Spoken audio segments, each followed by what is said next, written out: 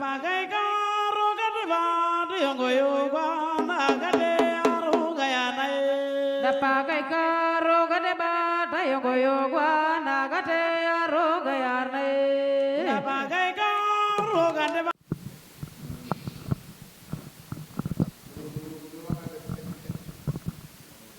ay ci jërë ngeen jëf salaamaaleykum am internet jël bi am mbégte ak contentement bu baax a baax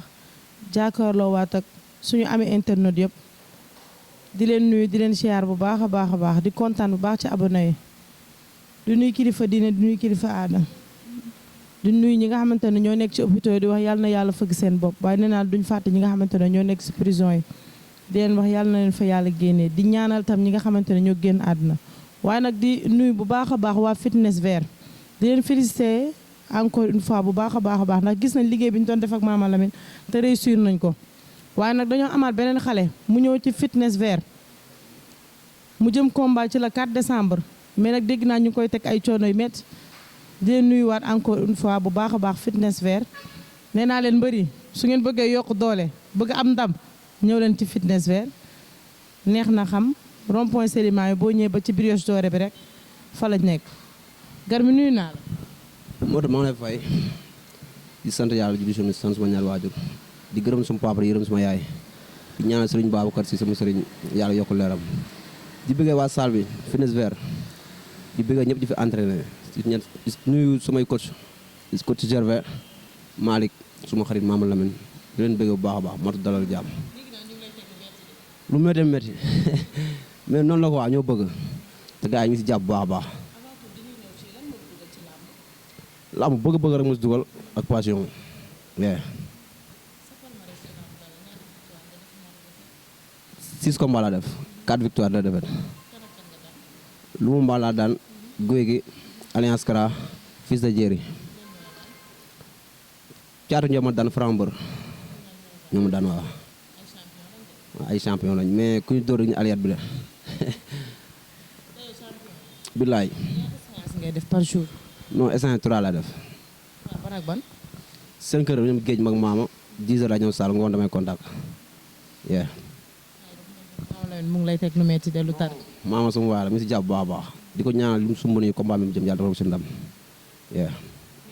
préparation combat le 4 décembre ndax boo xoolee Garmi temps yi gëj nañ laa gis làmb namm na la lool nooy koy préparer combat bi ndax combat boo xamante ne combat la ci biir combat yi le 4 décembre. non làmb la rek làmb mënu weesu làmb yee ñu ngi préparé ak suñu mbokk lépp lu ci war dañ ko def mais làmb dafa am cër bu ñu ci am dañ ko war a jël par force moo tax bu bëggee dégg rek dama am fooyee làmb mais jamono ji kafu ma ci réew ma ci te la kat bu ñu dugg seen làmb Garmi bi woon ak Garmi bi nga xam ne du benn fa laa doon jëm si Garmi da ngay foowee làmb de trop ndax boo xoolee defet yi nga am yëpp da ngay foowee sa bopp lan moo tax non fukk de jeunesse rek xam nga làmb ko jàppoon affaire xët-xët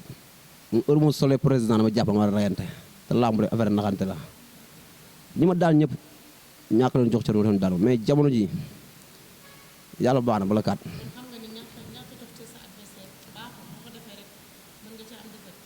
damaa yéex am ay mag yu may taxaw maanaam demee suma bopp wallaahi mais combat bi gis naa si taxawaay bi bu baax a baax ceebu xonq nag fu mu xam ne dem ay mbokam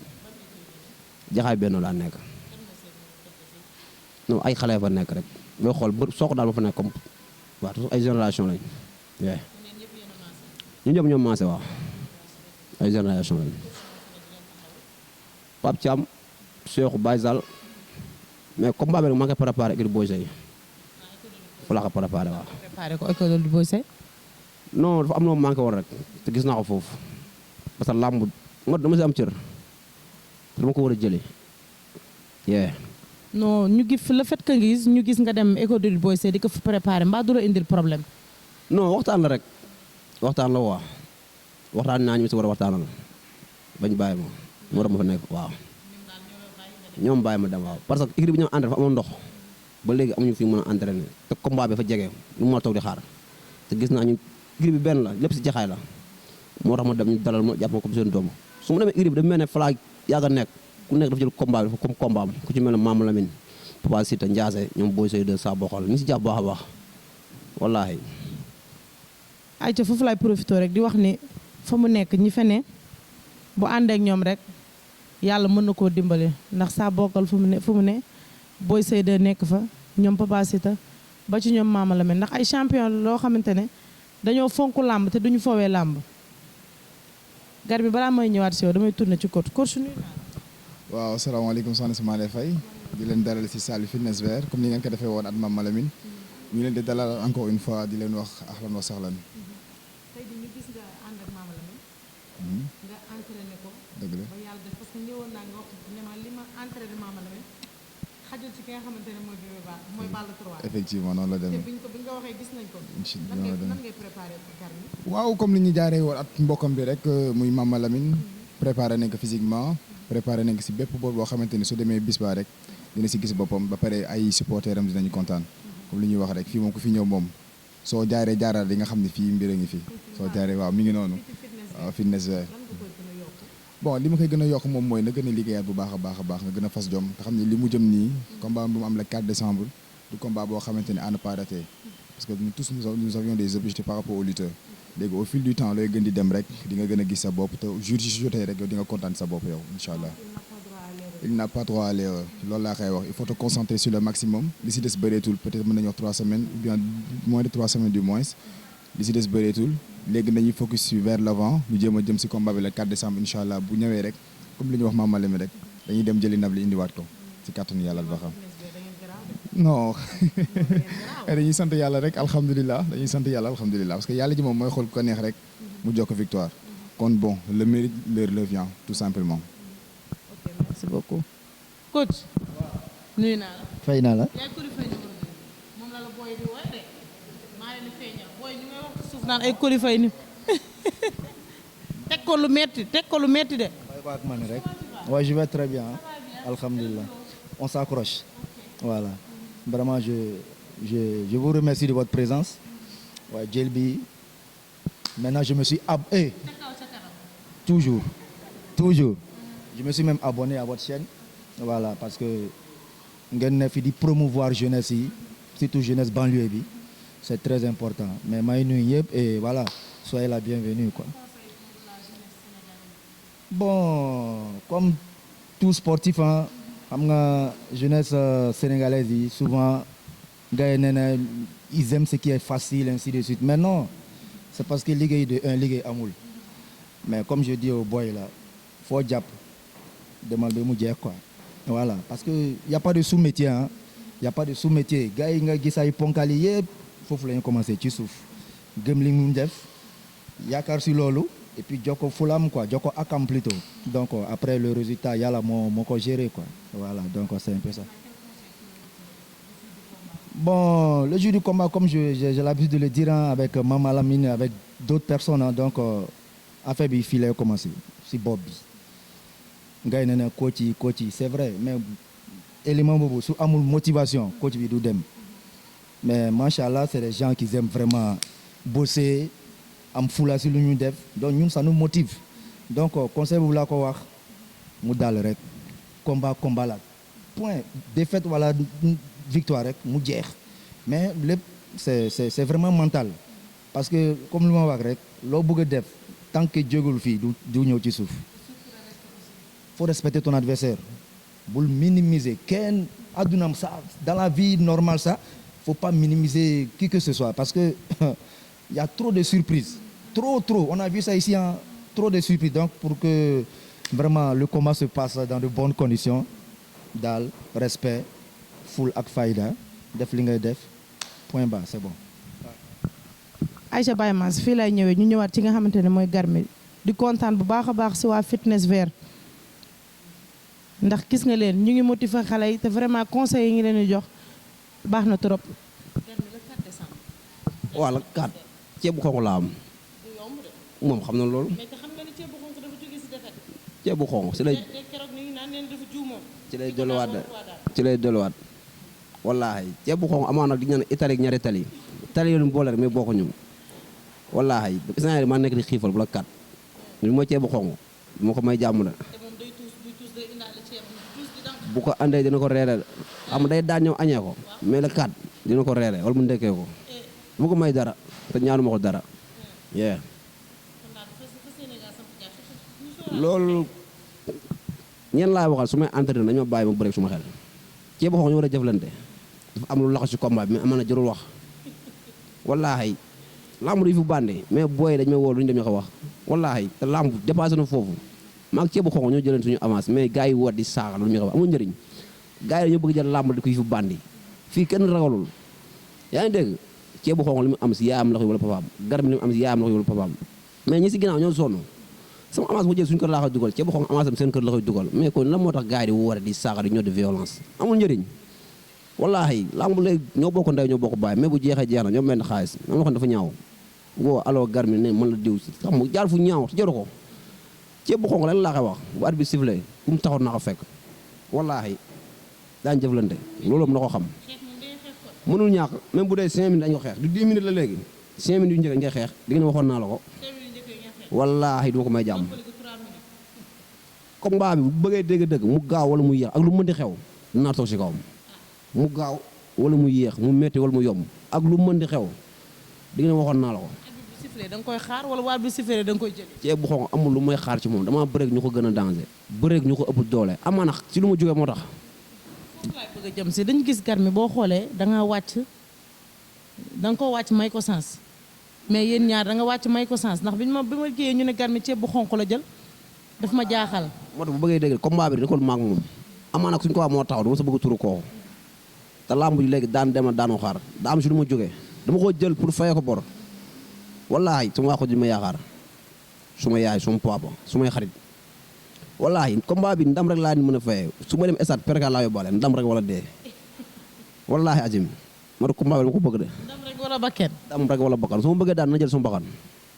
billaahi wallaahi wa taalaahi du sama premier combat du sama deuxième combat mais combat bu ma fonk la combat bu ma bëgg la wallaahi. ayca balaa ñoo ñëwaat ci moom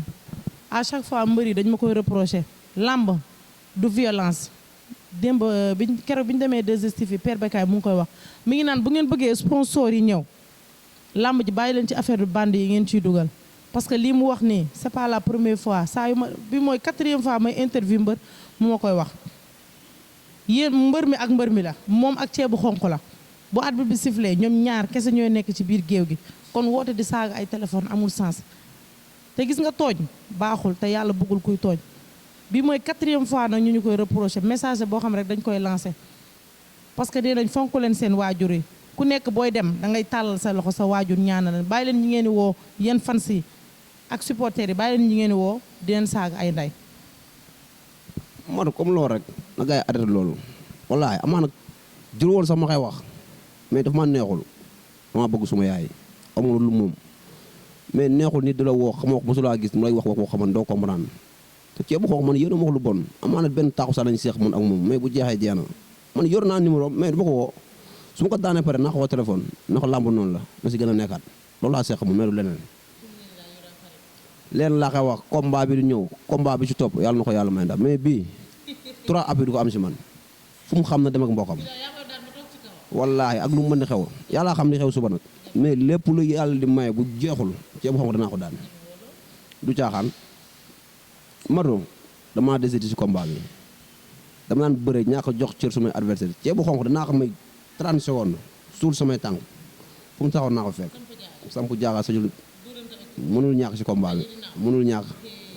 du nee na bool la moo ñu làmb jo de saalum lañ dëkk fu lañ juddoo fu lañ màggee yoroo laaju paade dañu nekk ragal déedéet ñu nuyu au passage coach Baara démb dama ko ne damay ñëw jëli Garmi mu ne ma yaa ngi jëli xale bu yaru xale bu baax sa digganteeg moom lan la. talaatay ndeer kooku sama papa la borom bés bu tàng bi Baara wallaahi kooku sama papa la sama lépp la ñu ngi si jàpp bu baax ba affaire entraînement yi billaahi wallaahi taala dafa ma jàppee comme doomam su ma toogee ñëw ma entraînement sax may woo Garmi foo nekk ñëwal heure bi jot na su ma ñëwee day mer foo nekkoon ba heure bi yaa fa war a njëkk yaa fa war a mujj amaana combat bi am na lu mu ko jaral am na fu may xaar te leen laa mën a fay muy ndam te incha allah rek dañu ko am kii mun maa wax ci moom lu bari parce que alxuraan sama waay la dañoo dépassé ay cadre xarit combat bi di bu ñu commencé ba léegi amaana tëdd moo ñuy séparé 5 heures matin ñooy nekk 10 heures ñooy nekk contact ñooy nekk guddi moo ñu séparé mu jaar ni ma jaar gauche mais combat bi da koo jaral bala non kii xam na non maama sañul ñaax mënul ñaax day wàcc suuf day wàcc waaw loolu mënul ñaax di woo honorable député Moustapha Mbeng di ko woo ci combat bi di woo suma xarit suma lépp njaga transfert nee na combat bi combat am la maa ngi koy xaar soxla ma xaalis mu def sama poos ñu ma jëndal ay ticket jël ma ay oto ma dem di ci woo Gana Kebe député maire di ko woo ci combat bi bu baax a baax di woo Nuuru borom canal yi na si jàpp wallaahi di woo waa Alaaji Paate mafia central bi Mam Dior mafia Bale 13 bi mu 11 bi di leen woo jaxaay 1 jaxaay 2 cité gendarmerie 12 b di woo àdduna di wax la 4 ñu waajal ko man pare naa ñu ma jëli liñ moom yàlla defal ñu ndam soo dugg ci barke Seydina Muhammad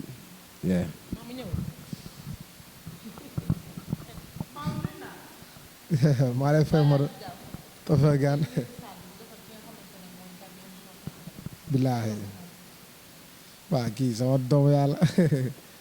di ko ñaanal yàlla bis bi xam suñu borom may ko ndam parce que bu dee liggéey rek may maye non liggéey na ko waa def na li mu war yëpp li ko war a def li mu war def yëpp def na ko ñaan yàlla suñu borom xam nga dooli suturaal ñu si bis bi ñu jëmmal ni quoi may ñu ndam waaw la carte moom du yomb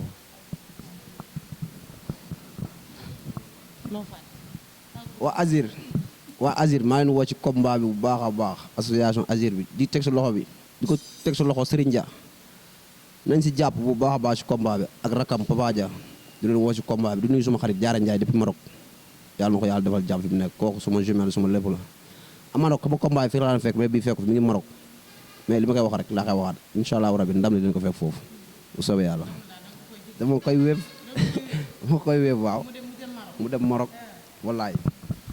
ay ca sant nañ ñëpp di gërëm ñëpp waaye nag du ma fàtte waa Jaxaay di leen sant bu baax di leen gërëm bu baax a baax a baax mafia 11B bi mafia banlieue 13 bi dañ maa bëgg ba nga xamante ne da ngay defee ne sax man mooy loolu waaye nag man maa fi nekkal mbër yëpp aw ma xaar ma yàlla kenn ñëpp samay waay lañ waaye nee naa la xuja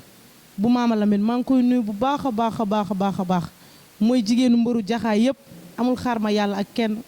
xuja nee naa la jàppal rek dina baax sama xarit nga te maa la tippoo nuyu naa ñëpp siyaar naa ñëpp pare go di nuyewaat di bëggewaat bu baax a baax